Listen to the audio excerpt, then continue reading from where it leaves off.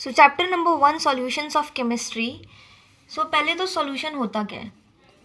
So what is the definition of solution. Solution क्या होता है? It is a homogeneous mixture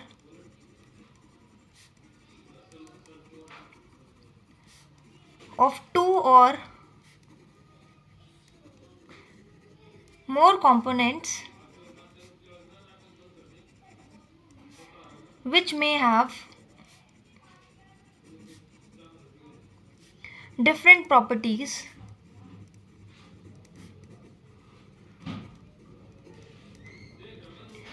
that can be physical or chemical. Then its respective component. तो solution क्या है? Solution एक homogeneous mixture है दो या फिर दो से ज़्यादा कंपोनेंट्स का, जिनकी डिफरेंट डिफरेंट प्रॉपर्टीज़ हो सकती हैं, और वो जो प्रॉपर्टीज़ हैं दे कैन बी फिजिकल और केमिकल। अब नाउ नंबर ऑफ कंपोनेंट्स के मिक्सचर के ऊपर हम सॉल्यूशन को क्लासिफाई कर सकते हैं तीन टाइप में। So depending on the number of component mixture the solution can be classified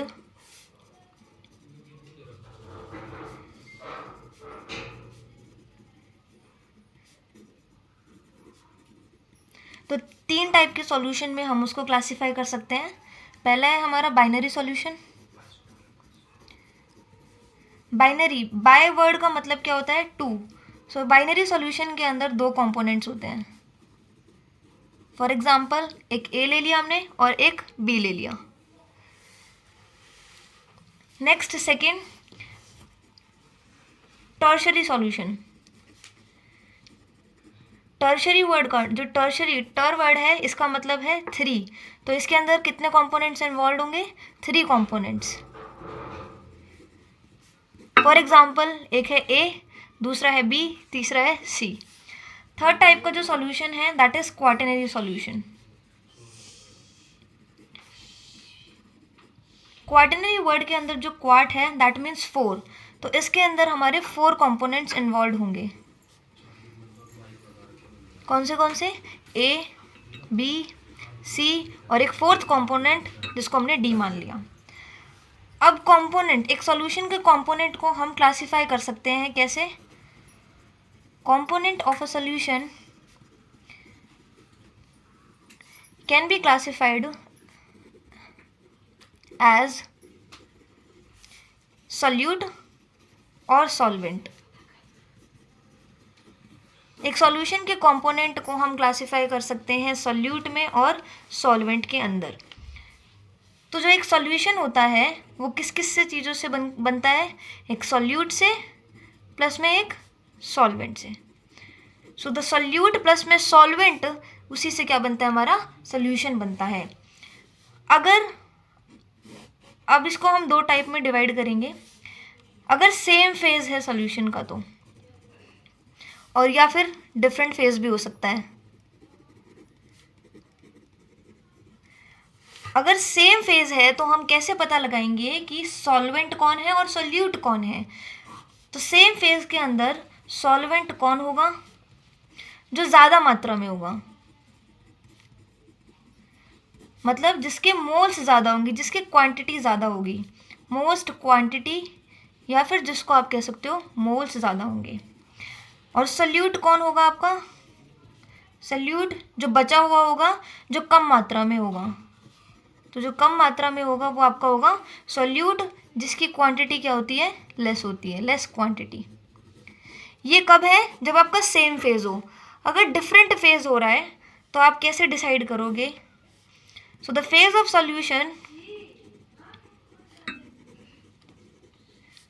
will decide the solvent. अगर डिफरेंट फेज है तो उसके अंदर आप सॉल्यूशन का फेज कैसे डिसाइड करोगे? सॉल्वेंट की हेल्प से। सो इसके अंदर क्या होता है? फेज ऑफ सॉल्यूशन किसके इक्वल हो जाता है? फेज ऑफ सॉल्वेंट की इक्वल हो जाता है।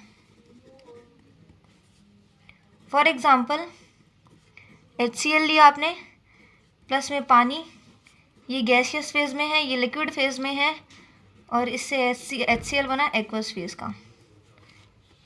तो इन दोनों का क्या होगा, फेज सेम होगा, सेम फेज। ठीक है, तो अगर सेम फेज होगा तो हम सॉल्यूट और सॉल्वेंट को कैसे डिसाइड करेंगे? अगर सेम फेज होगा तो सॉल्यूट वो होगा जो कम मात्रा में होगा और सॉल्वेंट वो होगा जो ज़्यादा मात्रा में होगा। अगर डिफरेंट फेज है तो the phase of solution will decide the solvent, solvent decide करेगा उसके फेज को। अब आपका जो मेन इंपॉर्टेंट टॉपिक है दैट इज़ कंसंट्रेशन टर्म्स। इस चैप्टर के अंदर ये टॉपिक बहुत इंपॉर्टेंट है बिकॉज इसकी हेल्प से ही आपको आगे क्वेश्चंस में हेल्प मिलेगी। इन्हीं चीज़ों की वजह से आप आगे क्वेश्चंस कर पाओगे। So the topic is concentration terms. So पहली कंसंट्रेशन टर्म है हमारी मास बाय मास परसेंटेज। इसके लिए आपको बहुत अच्छी ट्रिक सिखाती हूँ। मास बाय मास परसेंटेज है, मास को हम W से डिनोट करते हैं, बाय मतलब डिवाइड, डिवाइड के लिए ऐसा, और दोबारा मास नोट कर सकते हैं। ठीक है, तो हम W/W ये निकालना चाहते हैं तो हमेशा ऊपर क्या लिखेंगे, यहाँ पे मास है, यहाँ पे भी मास है, तो ऊपर मास लिख दो, नीचे भी मास लिख दो। ऊपर हमेशा किसका मास होगा, सॉल्यूट का होगा, और नीचे हमेशा किसका होगा, सॉल्यूशन का होगा हमेशा। परसेंटेज बोला है तो इनटू में क्या करोगे, 100 करोगे। ठीक है, सेकंड देखो ऐसे ही, मास बाय वॉल्यूम परसेंटेज। इसको हम कैसे डिनोट करेंगे, मास है तो W से, बाय मतलब डिवाइड में, और वॉल्यूम मतलब V। तो W/V का रेशियो जब हम निकालेंगे, ऊपर क्या है मास तो ऊपर मास लिख दो, नीचे क्या है यहाँ पे वॉल्यूम तो नीचे वॉल्यूम लिख दो। ऊपर हमेशा किसका होता है, सॉल्यूट का होता है, नीचे हमेशा किसका होता है, सॉल्यूशन का होता है, और परसेंटेज पूछा है तो मल्टीप्लाई बाय 100। अब आपसे वो क्वेश्चन में सीधा ये बोलेगा, फॉर एग्जांपल इसका ऊपर वाले का एग्जांपल है जैसे कि 20% ऑफ NaCl सॉल्यूशन, ऐसे बोलेगा। तो आप इसको कैसे खोलोगे, कैसे लिख सकते हो आप इसको आप लिख सकते हो 20 gram of NaCl in 100 gram of solution. तो आप इसको कैसे लिखोगे? ठीक है, ऐसे ही इसका एग्जाम्पल क्या है हमारा, मान लो ऐसे लिखा है 20% NaCl सॉल्यूशन है वेट बाय वॉल्यूम का। तो आप कैसे लिखोगे कि 20 gram of NaCl dissolve in 100 ml of solution. क्योंकि ml क्यों लिखा, क्योंकि यहाँ पे वॉल्यूम आ गया, और यहाँ पे ग्राम क्यों लिखा, क्योंकि यहाँ पे मास है, और यहाँ पे दोनों में मास था इसीलिए दोनों में हमने ग्राम यूज़ किया है। यहाँ पे एक में मास है तो यहाँ ग्राम, यहाँ पे वॉल्यूम है तो यहाँ पे ml में वॉल्यूम लिखते हैं, तो ऑफ सोल्यूशन। तो हम इसको ऐसे ओपन करेंगे। अब आपकी थर्ड कंसंट्रेशन टर्म कौन सी है, third concentration term is volume by volume percentage. Volume है तो इधर भी वॉल्यूम बाय वॉल्यूम। अब कैसे लिखेंगे, वॉल्यूम बाय वॉल्यूम, इसका रेशियो फाइंड आउट करना है। ऊपर भी वॉल्यूम है तो ऊपर भी वॉल्यूम लिखो, नीचे भी वॉल्यूम है तो नीचे भी वॉल्यूम लिखो। ऊपर हमेशा सोल्यूट का, नीचे हमेशा सोल्यूशन का, और अगर परसेंटेज बोला है तो मल्टीप्लाई बाय 100। इसका भी एग्जाम्पल लेते हैं। 20% NaCl सॉल्यूशन आपको ऐसे दिया जाएगा क्वेश्चन के अंदर, आप इसको खोलोगे कैसे, यहाँ पे भी वॉल्यूम है, यहाँ पे भी वॉल्यूम है। वॉल्यूम को हम हमेशा ml में करते हैं, तो क्या लिखेंगे 20 ml NaCl dissolve in 100 ml of solution. दोनों जगह हमने ml यूज़ किया है क्योंकि यहाँ पे दोनों जगह क्या है, वॉल्यूम है, हम वॉल्यूम बाय वॉल्यूम परसेंटेज कर रहे हैं, तो इसीलिए हमने दोनों जगह ml का यूज़ किया है। Fourth, mass by mass ppm।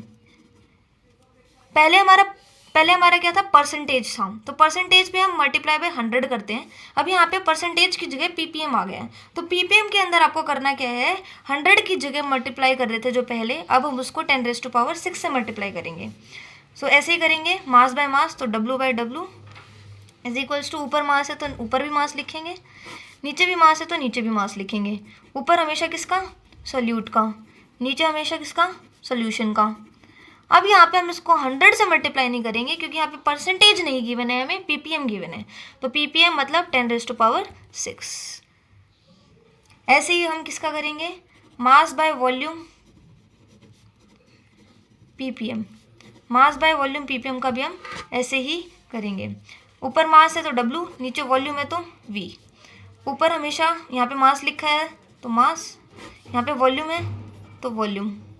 ऊपर हमेशा सॉल्यूट का, नीचे हमेशा सॉल्यूशन का। पीपीएम में तो मल्टीप्लाई बाय 10⁻6। अब नेक्स्ट कंसंट्रेशन टर्म आती है हमारी मोल फ्रैक्शन। बहुत इंपॉर्टेंट है ये वाली। मोल फ्रैक्शन को हम डिनोट करते हैं इससे, ठीक है।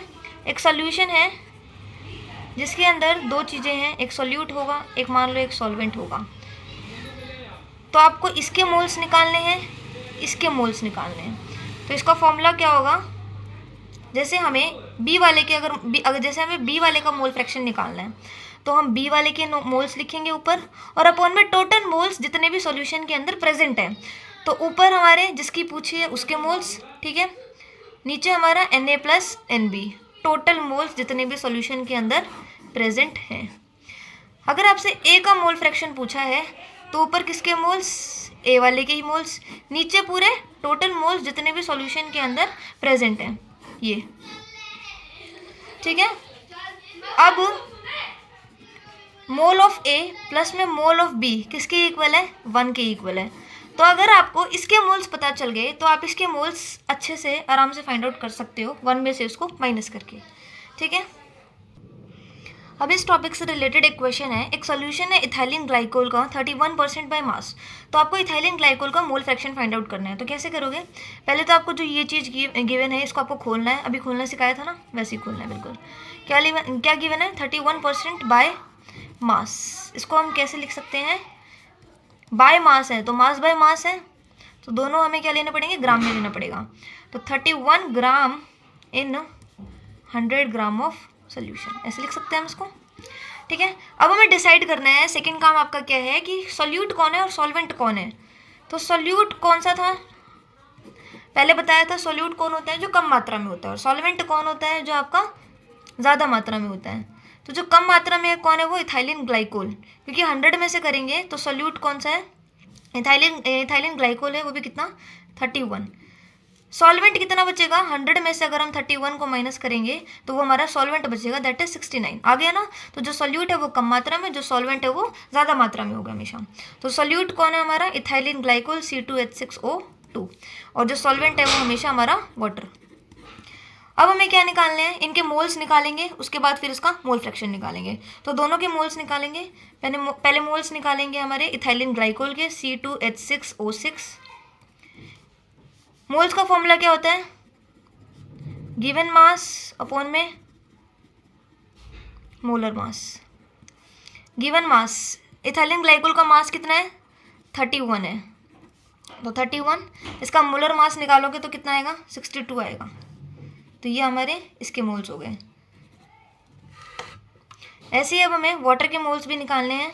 गिवन मास कितना है इसका, 69 है, तो 69 डिवाइड बाय मोलर मास कितना होता है वाटर का, 18 होता है। तो ये हमारे वाटर के मोल्स निकल गए। अब मोल फ्रैक्शन का फॉर्मूला क्या था, x किसके निकालने में, इथाइलिन ग्लाइकोल के, तो C2H6O2। क्या फॉर्मूला था, Na अपॉन में Na+NB। यहाँ पे आप ऐसे लिख सकते हो, किसके निकालने में, C2H6O2, यहाँ पे C2H6O2 प्लस में वाटर के भी होंगे, टोटल मोल जितने भी सॉल्यूशन के अंदर प्रेजेंट हैं। तो हम कैसे निकालेंगे, अभी हमने वाटर के मोल्स निकाले थे, कितने निकाले थे, नहीं, इथाइलिन ग्लाइकोल के मोल्स कितने निकाले थे हमने अभी, 31/62 निकाले थे। दोबारा से 31/62 प्लस में हमने वाटर के मोल्स कितने निकाले थे, 69/18 निकाले थे। इसको हमें आगे सॉल्व करना है, तो हमारे मोल्स निकल जाएंगे किसके, इथाइलिन ग्लाइकोल के। 31 डिवाइड बाई 62 करोगे तो 0.5 आएगा, 31 डिवाइड बाई 62 करोगे दोबारा 0.5, एंड 69 डिवाइड बाई 18 करेंगे तो 3.8 आएगा कुछ, ठीक है। आगे सॉल्व करेंगे इसको।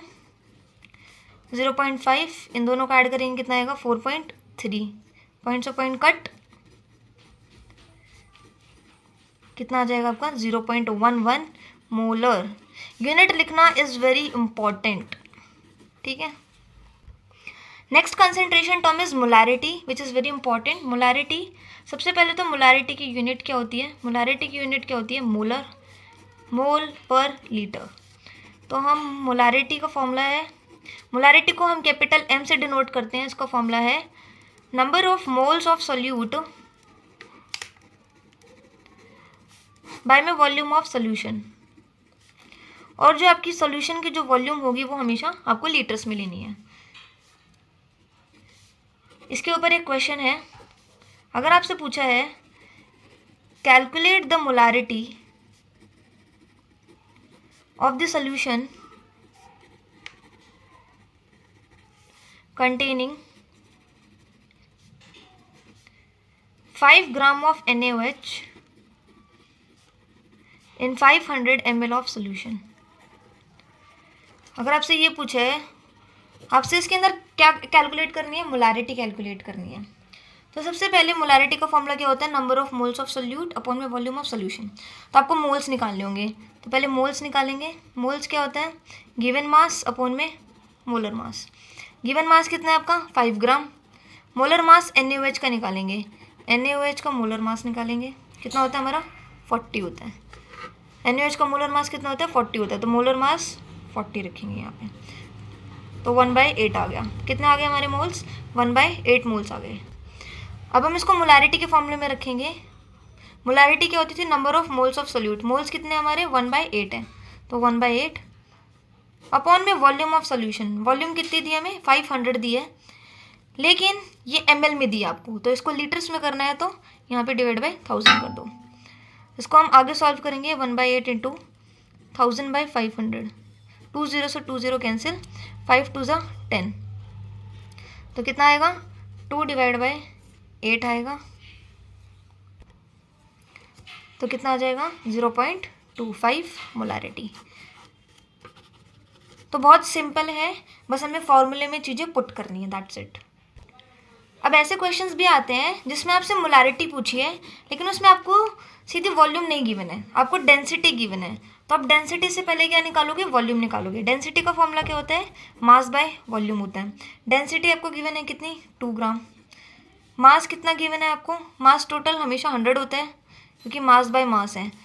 अब पहले तो हम इसको ओपन कर लेते हैं, 40% बाय मास है, तो हम इसको कैसे लिखेंगे 40 gram of, mass by mass है तो दोनों में ग्राम यूज़ करेंगे, 40 gram of NaOH in 100 gram of solution, ऐसे लिखेंगे। तो मास कितना है सोल्यूशन का 100। अगर आपको डेंसिटी, सोल्यूशन की डेंसिटी दी है, तो आपका मास भी सोल्यूशन का ही लेना पड़ेगा और वॉल्यूम भी सोल्यूशन की ही होगी। तो मास सोल्यूशन का कितना है 100 है, वॉल्यूम भी हमें सोल्यूशन की निकालनी है। इसको हम सॉल्व करेंगे,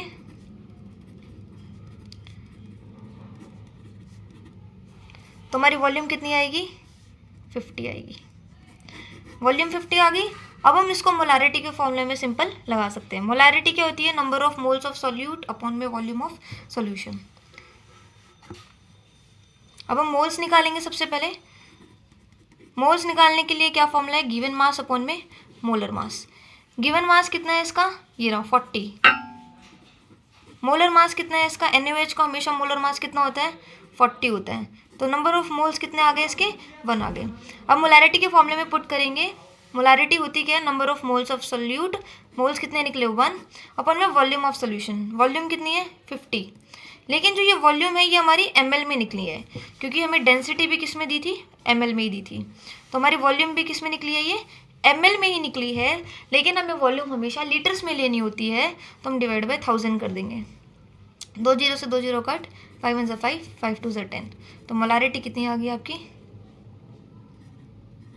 20 m। नेक्स्ट कंसंट्रेशन टर्म हमारी आती है मोलालिटी। जैसे हमने मोलारिटी को कैपिटल M से डिनोट किया था, ऐसे ही मोलालिटी को हम स्मॉल m से डिनोट करते हैं। इसकी यूनिट क्या होती है, इसकी यूनिट होती है मोल पर kg। मोलारिटी का फॉर्मूला क्या होता है, number of moles of solute by में मास ऑफ सॉल्वेंट। और जो ये मास है सॉल्वेंट का, इसको हमें हमेशा केजी में लेना पड़ता है। अब अगर आपको मोलारिटी दी है और आपको मोलालिटी निकालनी है, या फिर मोलालिटी दी है और मोलारिटी निकालनी है, तो उसके लिए एक रिलेशन है जो कि बहुत इंपॉर्टेंट है। Molality is equals to 1000 into में मोलारिटी डिवाइड बाय 1000 इंटू में डेंसिटी, और अगर उसमें आपको डेंसिटी भी गिवन होगी, minus molarity into molar mass of solute. ये बहुत इंपॉर्टेंट है। अगर आपको मोलालिटी दी है और मोलारिटी निकालनी है और डेंसिटी भी दी है, तो आप इस फॉर्मूले को यूज़ कर सकते हो। मोलारिटी दी है तो मोलालिटी निकाल सकते हो, और अगर मोलालिटी दी है तो मोलारिटी निकाल सकते हो। अब देखियो, ये क्वेश्चन है, NaCl है, एक एक्वस NaCl है जिसकी मोलारिटी हमें 1 दी है। इसकी सॉल्यूशन की डेंसिटी भी दी है हमें 1.0585 ग्राम पर ml। आपको मोलालिटी निकालनी है, तो मोलारिटी दी है, आपको मोलालिटी निकालनी है, तो हम इस फॉर्मूले का यूज़ करेंगे। और डेंसिटी भी दी है हमें, तो मोलालिटी का फॉर्मूला क्या था, 1000 इंटू में मोलारिटी अपॉन में 1000 इंटू में डेंसिटी माइनस मोलारिटी इंटू में मोलर मास। इसको हम पुट करेंगे, सीधी वैल्यूज़ पुट करनी है हमें। मोलालिटी निकालनी है हमें, 1000 इंटू में मोलारिटी कितनी दी है, 1 दी है। 1000 इंटू में डेंसिटी कितनी दी है, 1.0585 माइनस मोलारिटी 1। मोलर मास कितना होता है इसका, NaCl का 58.5 होता है। ठीक है, 1000 डिवाइड बाय, इसको इससे मल्टीप्लाई करेंगे तो कितना आएगा, 1058.5 माइनस 58.5। 1000 डिवाइड बाय, इसको इसमें से माइनस करेंगे तो हमारा 1000 आएगा। तो मोलारिटी कितनी आ गई हमारी, 1 आ गई। तो ऐसे क्वेश्चंस पूछे जा सकते हैं आपसे।